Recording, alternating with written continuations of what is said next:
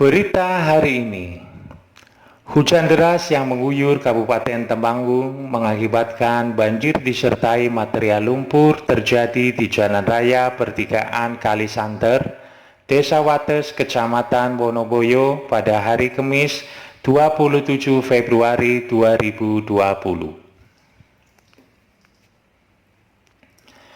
Material banjir meluap menutup badan jalan. Akibat kejadian ini, jalan sempat macet, tidak bisa dilalui.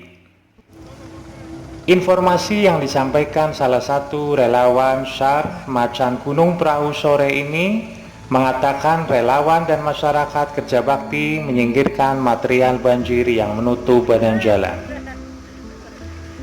BPBD menghimbau masyarakat yang biasa melintasi jalan raya yang rawan banjir dan longsor untuk meningkatkan kewaspadaan dan menunda perjalanan saat terjadi banjir sampai jalan benar-benar aman untuk dilalui.